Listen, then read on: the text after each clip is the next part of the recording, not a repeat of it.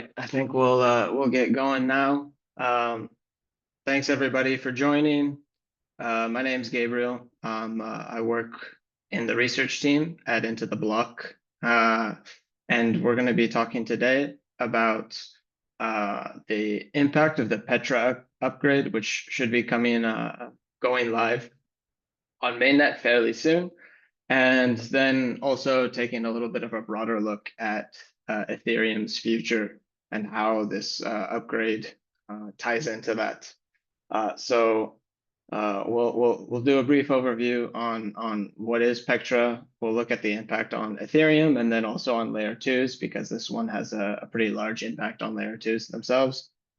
And then we'll try and address the question of how it benefits ETH, the asset, and then wrap it up with looking at what's beyond Pectra in terms of somewhat the Ethereum roadmap, but then also just in general how ETH is gonna the asset and the blockchain will probably evolve from here.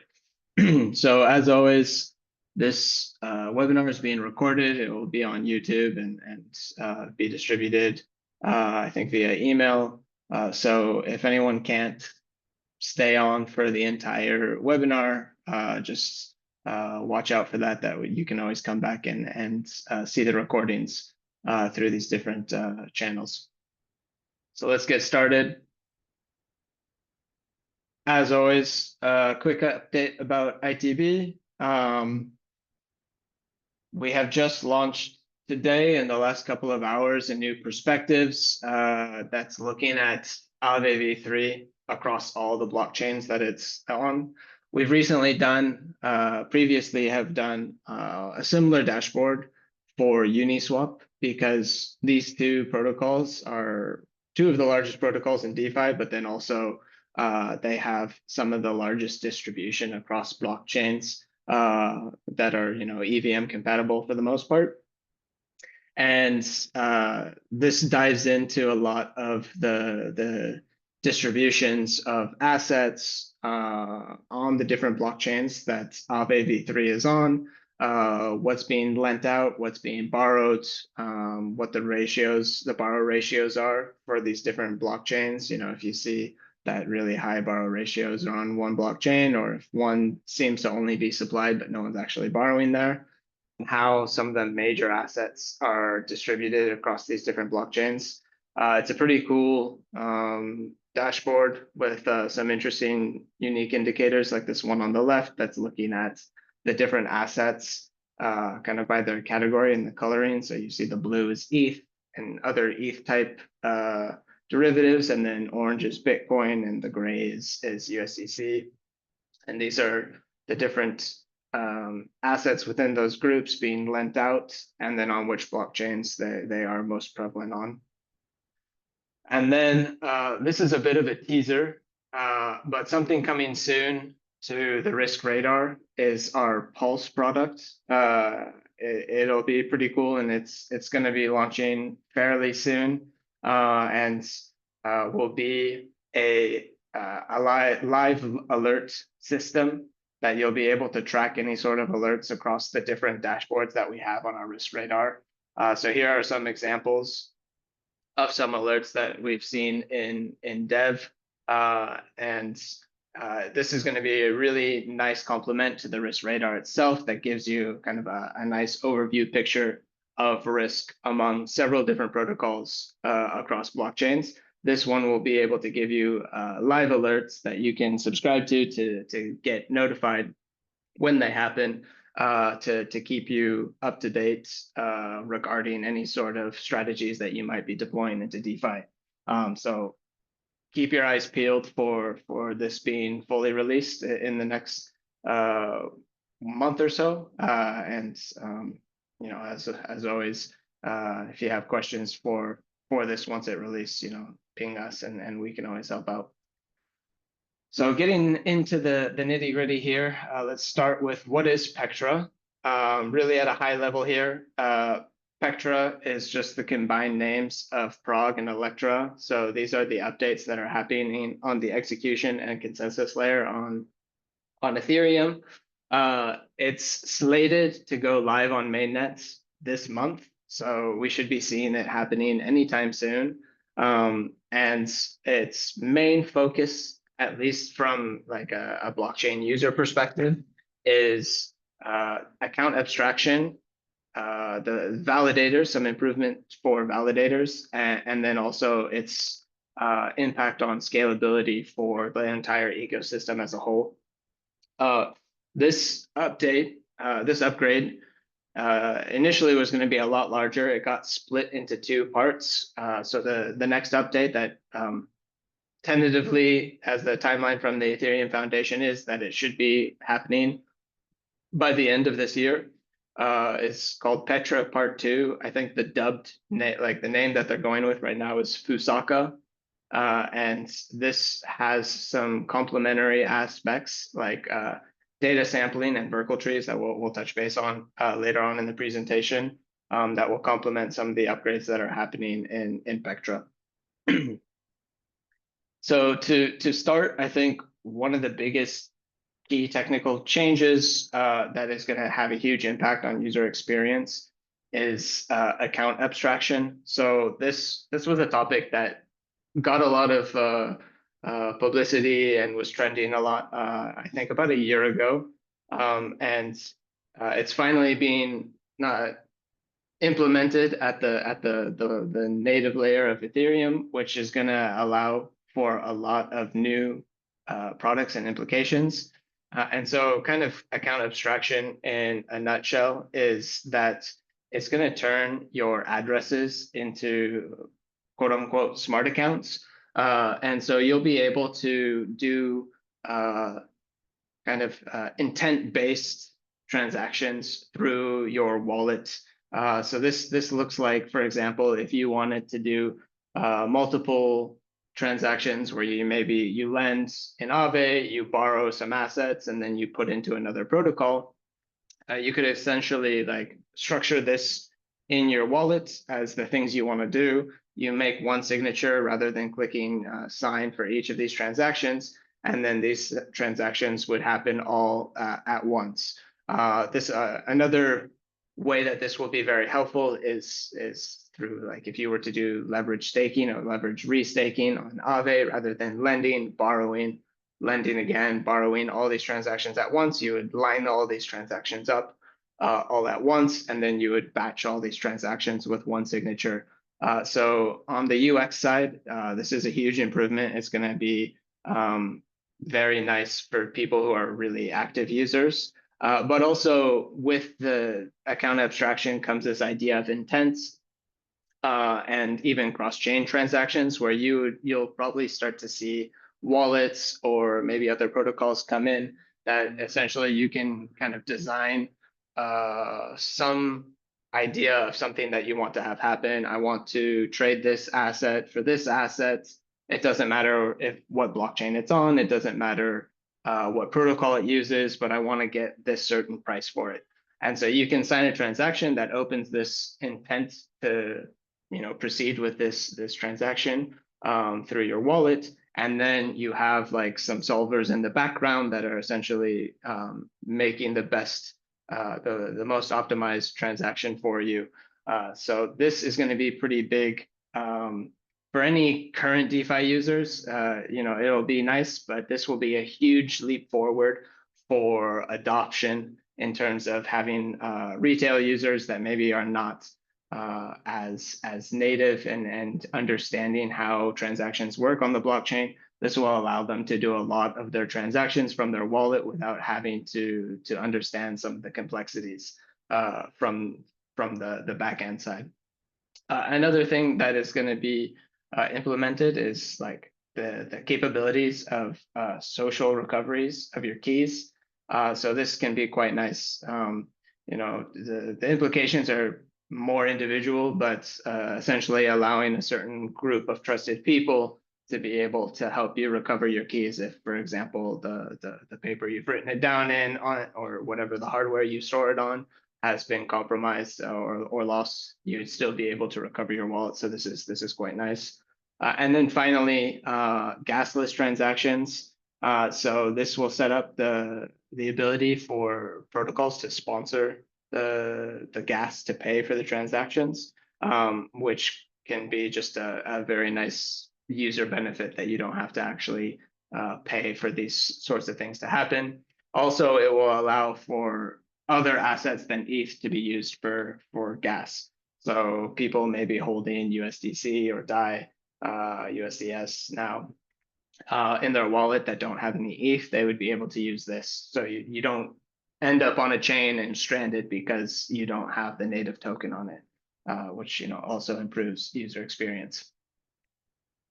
On the blockchain side, I think the two updates that are most relevant and probably people will hear being explained and talked about the most is blob throughput increases. So blobs are essentially this data object that allows batch transactions for L2s to the L1, and they get a certain amount of the space on each block. And so this is a way to batch these transactions at a lower cost and more efficiently for these L2s.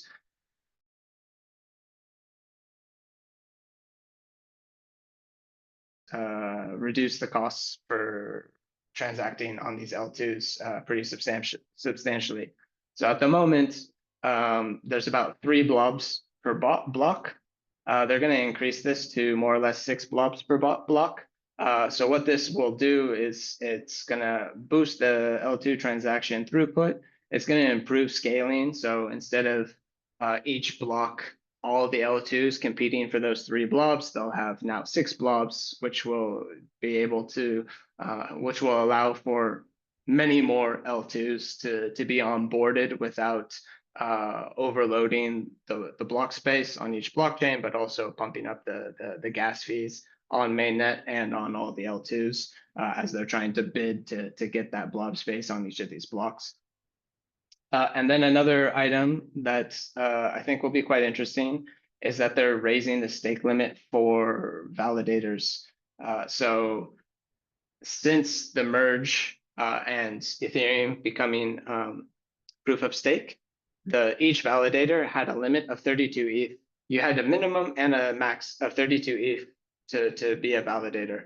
And so as you were earning rewards, that kind of was put off in a side account, let's say. But it didn't count towards the staked amount that you had for your validation services. And so you would have to wait until you had another 32 ETH to then open up another validator and continue to do this. So some people, let's say, who have 100 ETH, they would have at least 3 validators that they were using to secure the blockchain. But now that limit is being opened up to 2048 ETH. So the minimum is still 32, but what can happen now is that validators, first they can consolidate all the validator sets the validators that they have into one or into larger validators. But then also they can start compounding the rewards that they're earning. So every time they propose a block, they would get some sort of reward for that. The fees that were in the block are portion of the fees. And instead of having that set off to a side account that's not really doing anything, this can be added to their stake and they'll earn rewards on this as well. So it becomes very attractive for validators, especially ones that are maybe smaller with less than 2000 ETH to set up, because it's much more streamlined and they can continue to compound their rewards until they hit the 2048 limit, and then they would have to set up a new validator.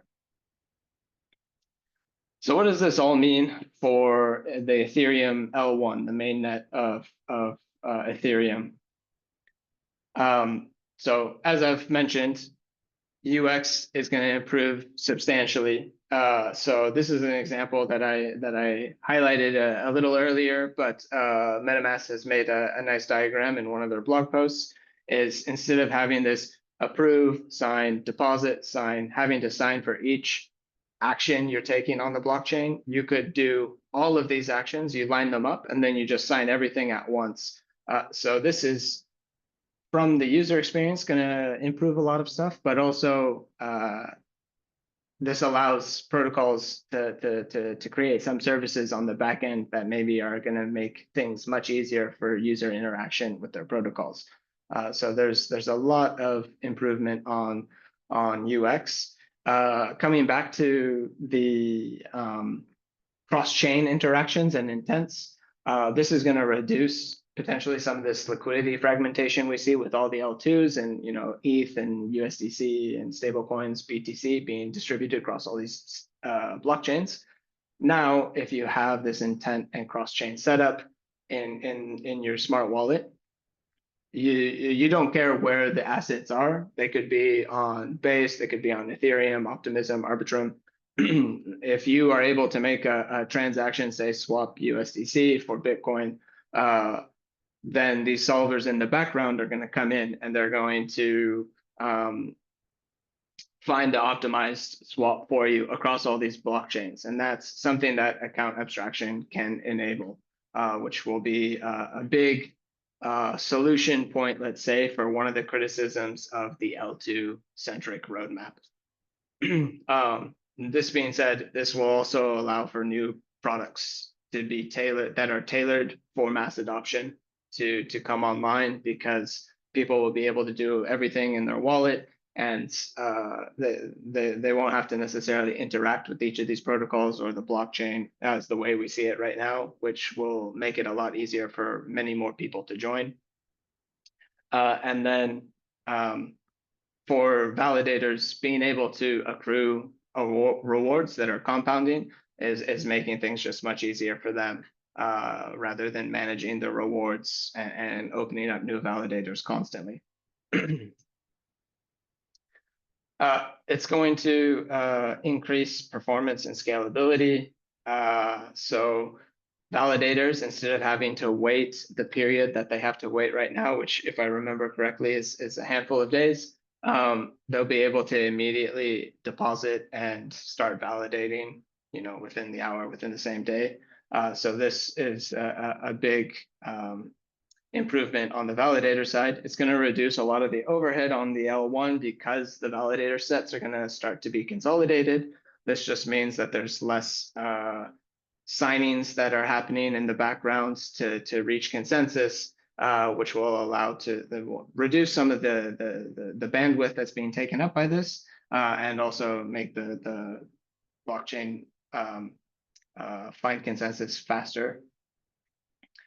And it's going to increase the global transaction capacity of Ethereum ecosystem. This is primarily through the blobs, which will make it so more L2s can come online, and each of these can have, tens of hundreds or even thousands of transactions per second, without slowing down the blockchain as a whole. And then this, continuing on that idea, it's going to prepare the L1, the Ethereum ecosystem, for the future of having, hundreds, thousands of layer 2 blockchains built on top of Ethereum. How is this going to impact the L2s on Ethereum? I think really it boils down to one item, which is the blobs. It's going to allow for cheaper transactions, higher throughput for these layer 2s, and opens the door for the next 1,000 L2s on Ethereum. This chart here from Hildabi is showing the amount of blobs that are included, the average amount of blobs included per block. So that green line that you see there is the target of 3 blobs per block. And when you can see that, late last year in October, November time, we have started to hit that target consistently. So this means that if more L2s were to come online, that we would start to see a lot of competition for blobs space, and a lot of fees increasing on those L2s, which would potentially deter L2s from building on Ethereum. So increasing the blob target to 6 essentially doubles the capacity, let's say, for transactions and L2s coming on to Ethereum. And now, how does ETH benefit? So this is a very hot topic. A lot of the pieces in this section are, I would say, my opinion, because this is still debated quite a lot. My first point here that I would say is that these upgrades don't really change any sort of macro trends or global trends that you're seeing across the board. So these two charts below are showing the red blocks are where the POS merge happened. And then the second one is when the Denkun upgrade happened, which introduced blobs. And what we can see here for on-chain net flows, so the amount of Ethereum moving onto the blockchain from centralized exchanges, and the transaction volume around these two periods, you do see some spikes during right around the upgrades happening, but it doesn't really alter the trend over time afterwards. You see the blue line, it fluctuates, of course, but it mainly stays the course. There isn't a huge trend increase that you see there. One other thing is like this could just be kind of a coincidental, but we do see that there are most of these upgrades are happening at a peak. This might be more of like a, buy the rumor, sell the news sort of event. But usually it's in line with a larger trend that's already happening. The main thing that you maybe see a lot on blogs and news sources and Twitter is the ETH burn. So essentially, like the L2 centric roadmap has removed all of the ETH burn that has happened since the merge. So when the merge happened, a portion of all of the transaction fees that are generated each block are burned. And the idea was that this could potentially make ETH a deflationary asset, which as supply reduces and demand stays the same, you would see the price increase. This bottom point in the chart that you see here is essentially the moment when the Denkun upgrade happened. So you can see that once blobs were introduced for L2s, you start to see this trajectory move up quite a lot. And now ETH is inflationary again. And so the idea is that L2 incentives are not aligned with ETH because they're rewarded for the cheap transactions on their blockchain, but they're not, paying it forward in any sort of way to the L1.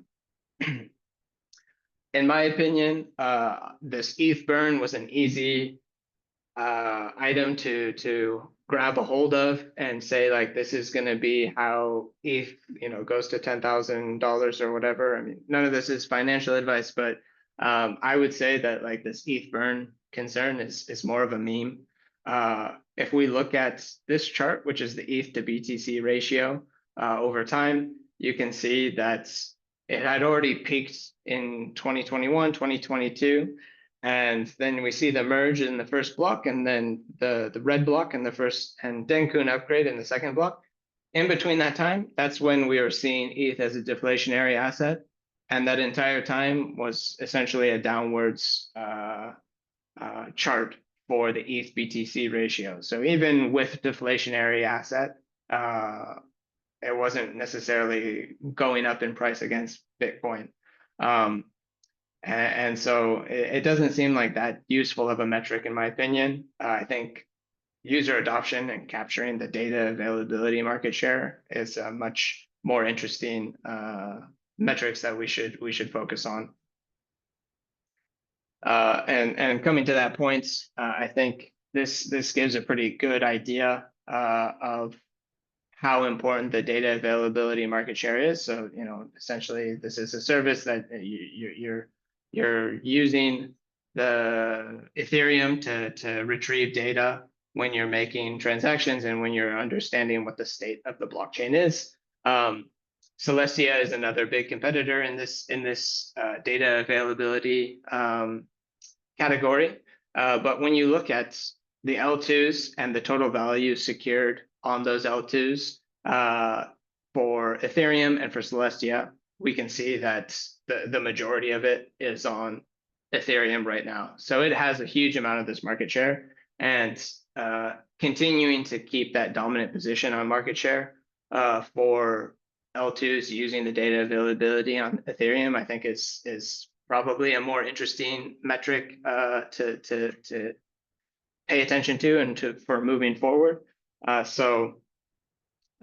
This is my opinion that this is the idea. Is at the moment what you want to do is become the leader and keep that dominant position, and especially with the data availability that Ethereum provides. And in reality, like for the ETH burn, so you can see that at the very beginning of this chart is before the POS merge. The daily net issuance rate was pretty high, a couple percentage points. And then after the merge, it stayed pretty close to zero. Even if it's not necessarily deflationary constantly, this has made the total amount of new ETH in the ecosystem since the merge much less than it had been under the proof of work setup. And I think that this is a good way to look at it in perspective that, even if it might be deflationary sometimes, it might be inflationary, that's not as big of a deal as making sure that you scale the block space and data availability to allow for many more blockchains and protocols to build on top of you. In the short term, I think, as we saw in the first chart in this category, there's probably a good chance that there will be lower fees going to the L1 because there will essentially be much cheaper supply of blobs for these L2s until more L2s come online. But that is new L2s are coming online every day almost. So we should see probably less burn happening and less fees accrued to Ethereum mainnet in the short term. This potentially, on the flip side, potentially there might be some reduced sell pressure, let's say, from validators who now can compound the rewards. So there's less incentive to do anything and just let those rewards keep coming in, and you grow your validator position. With this update, Ethereum still remains pretty competitive in the data availability landscape, and for L2s wanting to build on top of them instead of other solutions. In the long term, as we start to see hundreds and thousands of L2s built on top of Ethereum, we'll likely see these fees start to increase, and this account abstraction is going to have a really big impact on user adoption, which will be huge in the long run. And I think probably one of the bigger items globally is making it easier for users to onboard and transact in DeFi. And the competitiveness of data availability for Ethereum will help drive concentration to Ethereum because people are quite familiar with it. It already has this large market share. As it maintains its competitiveness, people will continue building there. So you can see that right now, in terms of like fees being burned by different types of transactions on mainnet, blob fees are at number 4 as of a couple days ago. This probably will drop down somewhat in the short term, but I would likely see it move up to top 3 in the long term as one of the main burn factors for Ethereum. What's beyond Pectra now? Pectra is laying foundation, so it's not a super sexy upgrade, but it's laying the foundation for several other things that will make Ethereum more usable in the long run. So the Fusaka update, so Pectra Part 2, is gonna have some increased data availability scaling components. And then vertical trees are gonna help improve validation efficiency, which, all of these things just make it much easier to work with Ethereum, work on Ethereum, and kind of has the snowball effect. And then stateless clients, essentially people who don't have to hold the entire state of Ethereum on a hard drive for doing validation purposes, they will start to come online, which all of these things together lays the groundwork for the potential of doing full danksharding, which is Denkun started with this partial danksharding idea, and then with full danksharding, you'd really be able to split apart the blockchain in a way that allows it to scale a lot more.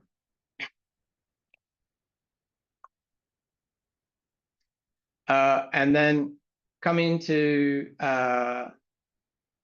conclusions here, account abstraction, again, I think is going to probably be one of the bigger takeaways of this upgrade. Pectra is kind of a building block for future upgrades, and will be pretty critical in the larger roadmap.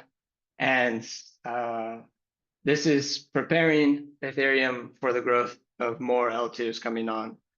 So in the short term, it's going to seem like it's really bad for Ethereum, but I think as more adoption happens, more L2s on board, we're going to start seeing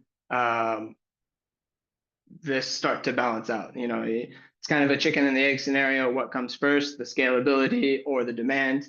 And so Ethereum is deciding to kind of pay forward with the scalability part, hoping that demand comes, which I think as we see so many new L2s coming on, that this will happen. And it helps alleviate some of the state growth issues and the validator load that they have to perform for their tasks. And the stateless clients can potentially improve decentralization because you can have these validators that are very low cost to manage. And so you can have several of them popping up. I mean, people who would be potentially able to run a validator on their phone or other tech devices without having all the specialized equipment for this, or having a high-powered computer. So this will allow more validators to come online that maybe wouldn't have initially had the equipment. Or it removes the equipment barrier for these validators to come online that maybe couldn't afford it or weren't able to supply those things. So that's the webinar today. Coming up next, we're going to dive into institutional DeFi. This is a lot of what we do here at Into the Block, and so we'll look at how institutional DeFi plays a role in DeFi as a whole, and where we might see some growth with institutional players entering the space. Thank you. If anyone has any questions, feel free to drop them in the Q&A section, and I'll get to those in just a sec.